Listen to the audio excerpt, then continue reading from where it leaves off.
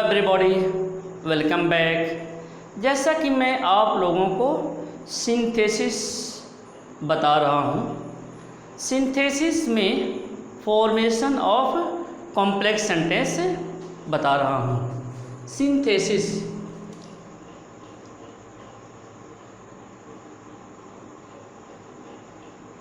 में formation of complex sentence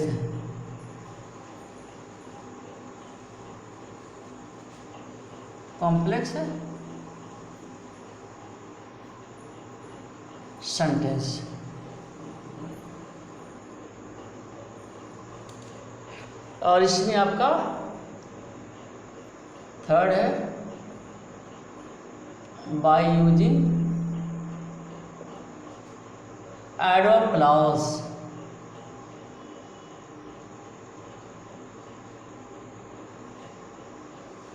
चलिए हम लोग सिंथेसिस पढ़ रहे हैं। सिंथेसिस में मैंने आपको फॉर्मेशन ऑफ सिंपल सेंटेंस बता दिया है और सेकंड नंबर पे फॉर्मेशन ऑफ कॉम्प्लेक्स सेंटेंस बता रहा हूँ। फॉर्मेशन ऑफ कॉम्प्लेक्स सेंटेंस में मैंने आपको नाउन क्लॉज बताया है, आपको एडजेक्टिव क्लॉज बताया है। आज मैं बाय यूजिंग एडवर्ब क्लॉज बताने चल रहा हूँ। ठीक है, बाय यूजिंग एडवर्ब क्लॉज मतलब एडवर्ब क्लॉज क्या होता है? एडवर्ब क्लॉज वह क्लॉज होता है जो time, place, reason, condition, contrast, result, purpose तथा मैनर प्रकट करता है। ठीक है, ऐसे सेंटेंसेस को हम एडवर्ब क्लॉज कहेंगे। ठीक है, अब जो एडवर्ब क्लॉज होते हैं उसमें विभिन्न तरह के कंजंक्शंस प्रयोग होते हैं। जैसे मैंने बताया कि एडवर्ब क्लॉज का प्रयोग क्या करने के लिए होता है? टाइम, प्लेस, रीजन दिखाने के लिए। जैसे टाइम, प्लेस, रीजन। ठीक है, time, place, reason, condition, contrast.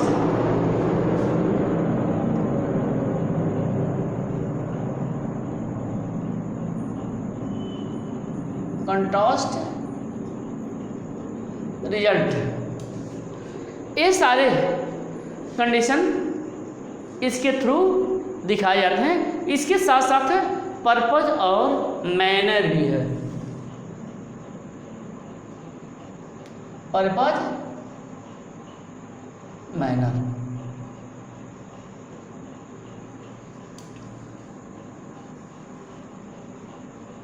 यह आपका जो है एडवर्ब क्लॉज के थ्रू ये सब सारी बातों की जानकारी होती है। ठीक है, तो हम इसमें सर्वप्रथम टाइम के बारे में बताएंगे। ठीक है, सेंटेंस जो होते हैं कैसे टाइम बताते हैं या किन किन कंजंक्शन का प्रयोग करके टाइम को हम बताते हैं या उन्हें जोड़ने का प्रयास करते हैं। ठीक है, टाइम प्रदर्शित करने के लिए मुख्य कंजंक्शंस क्या है? देखिए, टाइम समय प्रदर्शित करने के लिए मुख्य कंजंक्शंस।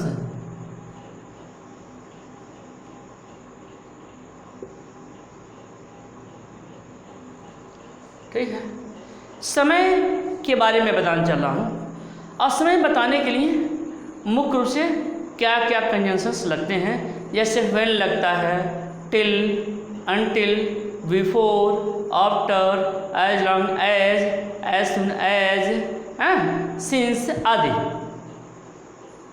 इन सब सारे कंजंक्शंस का हम प्रयोग करते हैं। लिख देते हैं, देखिए, when, till, until, as long as soon as, no sooner,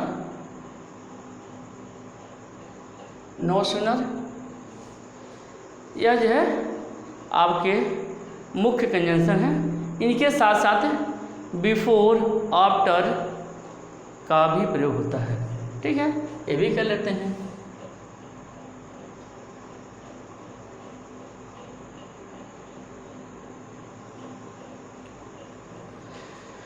ये कंजंक्शन मुख्य रूप से इसमें लगते हैं।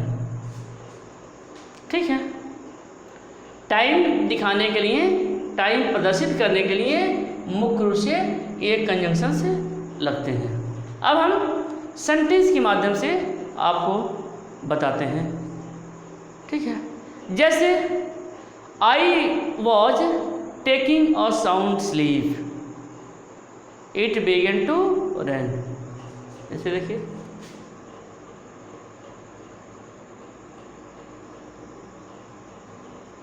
Taking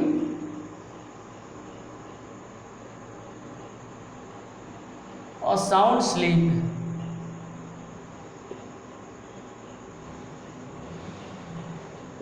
it began to rain.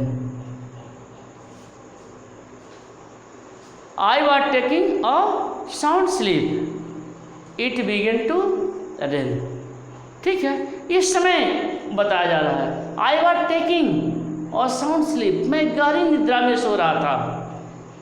It began to rain. बारिश होने लगी। मतलब जब सो रहा था, जिस समय सो रहा था उसमें बारिश होने लगी। ठीक है, तो व्हेन से बन जाएगा। देखिए, ऐसे बनाइए, व्हेन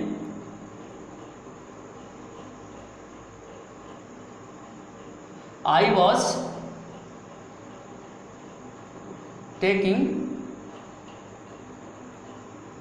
और साउंड स्लीप,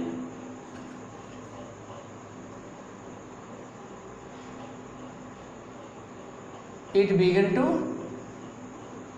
रेन। देखिए,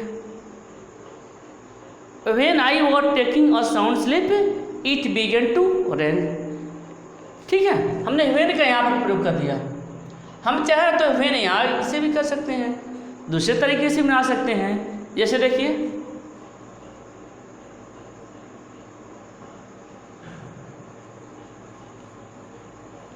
it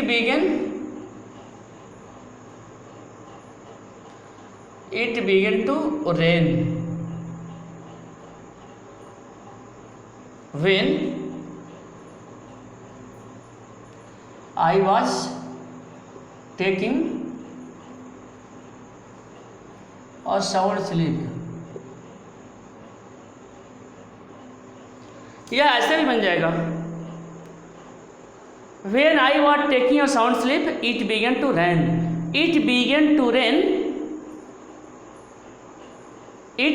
to rain when I was taking a sound sleep। मतलब when से शुरू करेंगे तो यहाँ पर कामा लगा देंगे। ठीक, यदि यहाँ पर when आ जाएगा तो कामा का प्रयोग नहीं होगा। तो इस तरह के वाक्यों को हम ऐसे भी बना सकते हैं और ऐसे भी बना सकते हैं। इसमें कहीं किसी तरह का आपको कन्फ्यूजन नहीं होना चाहिए। क्लियर? चलिए, यह आपके समझ में आ गया होगा। दोनों में से कोई भी बनाइए, किसी भी तरीके से बनाइए। ठीक है, चलिए नेक्स्ट सेंटेंस देखते हैं।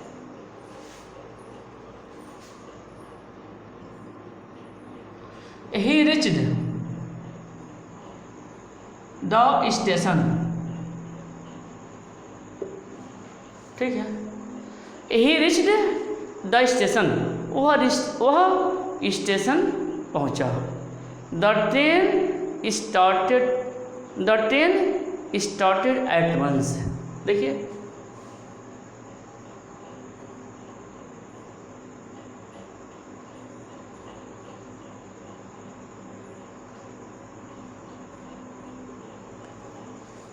ठीक है, देखिए बनाते इसे, मतलब ही रीच द स्टेशन, वो स्टेशन पहुंचा। The train started at once, train तुरंत ही चल दी। यानी मतलब सेंस है ज्यों ही वह स्टेशन पहुंचा त्यों ही ट्रेन चल दी। तो हम इसे एज से बनाते हैं। देखिए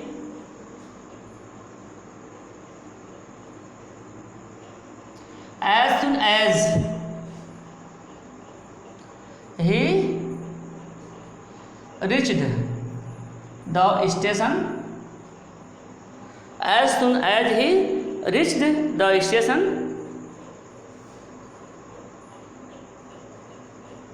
the train started. As soon as he reached the station, the train started. ये आपका बन गया। हम इसे और भी तरीके से बना सकते हैं, नो सूनर का प्रयोग करके भी बना सकते हैं। देखिए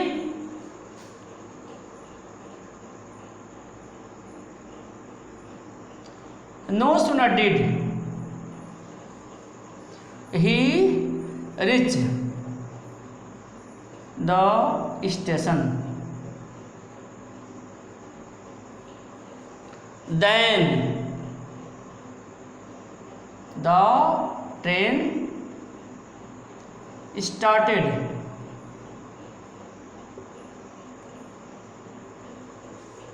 बन गया, नो सूनर से बन गया। नो सूनर से बनेगा तो डिड का प्रयोग होगा, फिर वो का फर्स्ट फॉर्म लग जाएगा, फिर यहाँ पर कामा की जगह पर दैन लग जाएगा। ठीक है, दोनों का मतलब सेम है।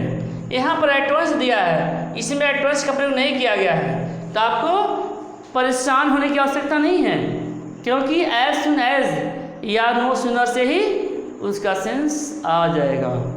क्लियर? तो इसलिए आपको परेशान होने की आवश्यकता नहीं है। और जब भी जोड़ने के लिए दिया जाए तो या तो इससे करिए या इससे करिए, इसमें या तो इससे करिए या इससे करिए, सब जानते रहिए, जो मर्जी हो उससे करिए। ठीक है, चलिए नेक्स्ट दिखाते हैं। नेक्स्ट एग्जाम्पल देते हैं, third.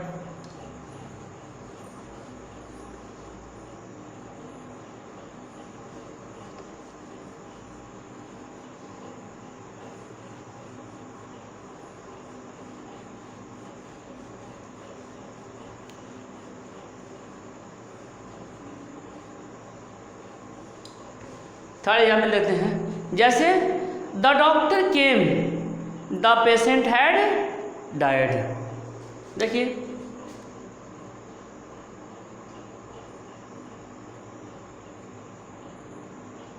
The doctor came the patient had died.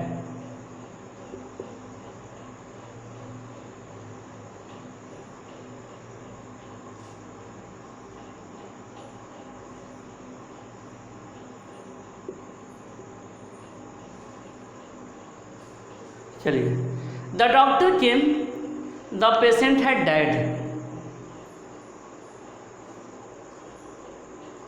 Doctor आया, मरीज मर चुका था। अब वाक्य से नहीं पता चल पा रहा है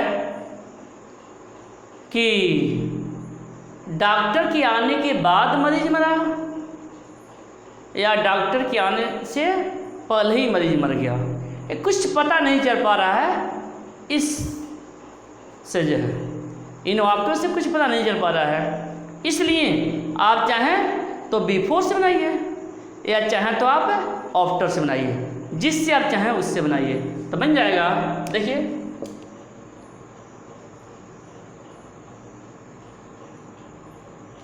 the patient had died before the doctor came. The patient had died before the doctor came. ठीक है, या आप ऐसे बनाइए,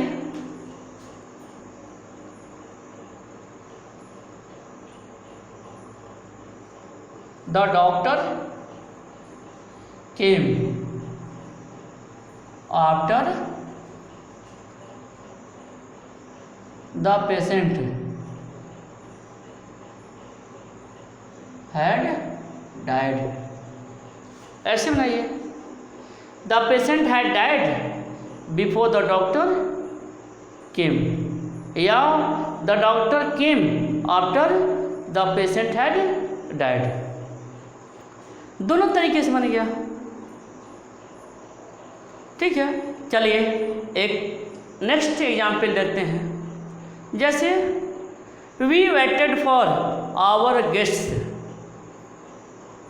we waited for our guests, we waited till their arrival.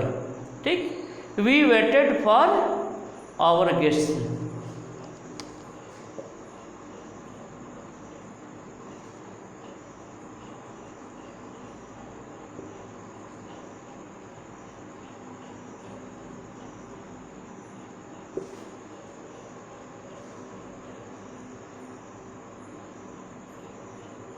We waited for, we waited our guests, हमने अपने अतिथियों का इंतज़ार किया। ठीक है, we waited till their arrival, we waited till their arrival।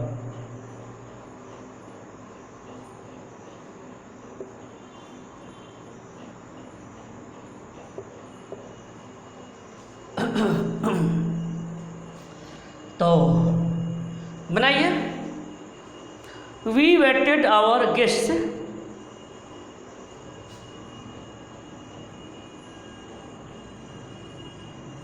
We waited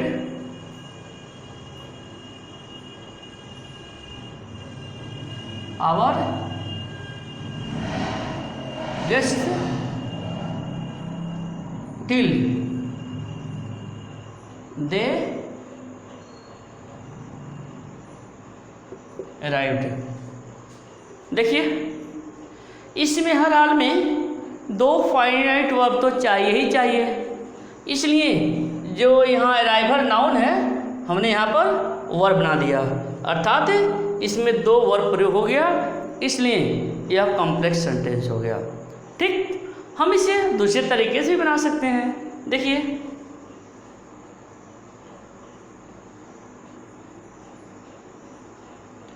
we waited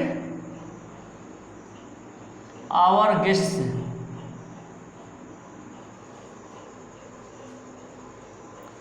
we waited our guests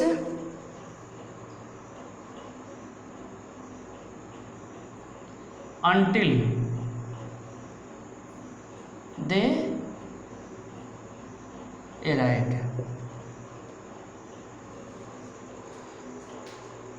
तो we waited our guests till they arrived, we waited our guests until they arrived, until they arrived, अर्थात हम इसे until से भी बना सकते हैं और टिल से भी बना सकते हैं। क्लियर? तो इसके बाद हम नेक्स्ट देखते हैं। नेक्स्ट, अब मैं प्लेस बताने के लिए कुछ कंजंक्शंस के प्रयोग बता रहा हूँ। प्लेस,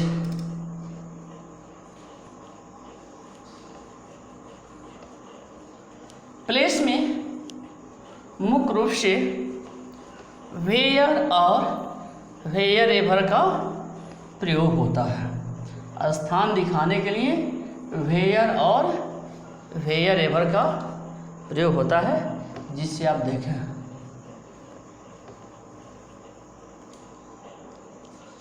चलिए, मैंने बताया कि स्थान दिखाने के लिए मुख्य रूप से वेयर और वेयर एवर का प्रयोग होता है। प्लेस स्थान के लिए वेयर या वेयर एवर का प्रयोग मुख्य रूप से होता है। इन्हीं से हम दो सेंटेंसेस को जोड़ करके कॉम्प्लेक्स सेंटेंस बनाते हैं। ठीक है, जैसे I reached the place he was singing a beautiful song. ठीक है, I reached the place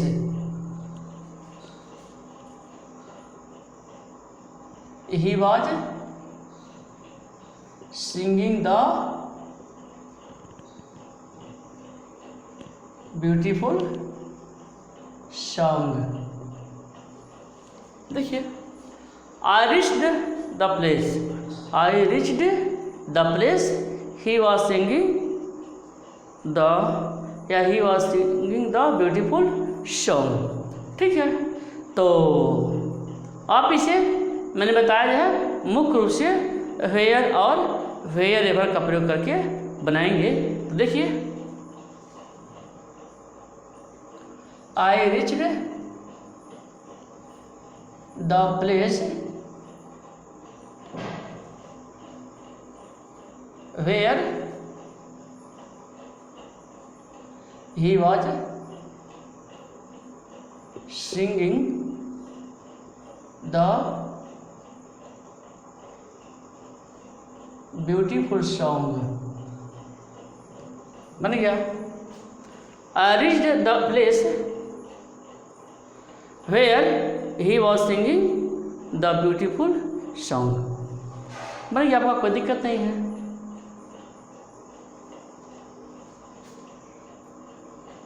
next example देखते हैं।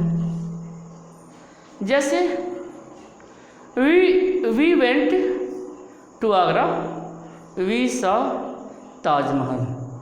देखिए, या we went to Agra we saw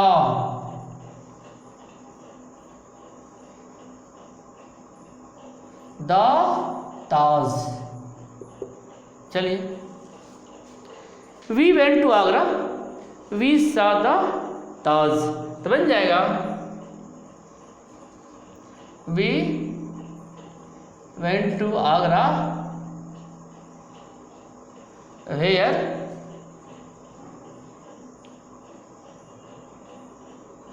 we saw the Taj. We went to Agra we saw the Taj, we went to Agra where we saw the Taj. Clear, कोई problem नहीं है। चलिए एक सेंटेंस और देखते हैं। जैसे Nehru went to many places he was welcomed everywhere. ठीक है, तो बनाते हैं।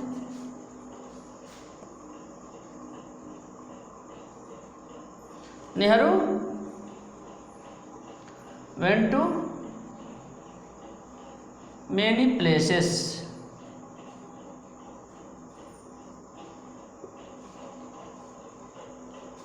he was welcomed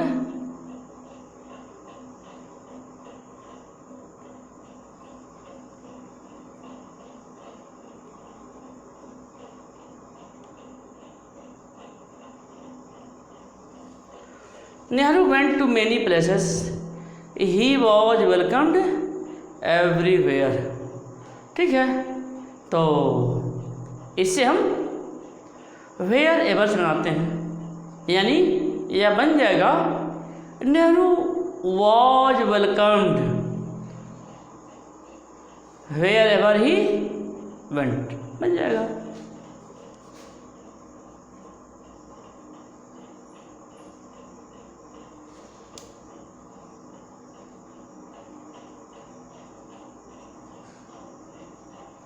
Nehru was welcomed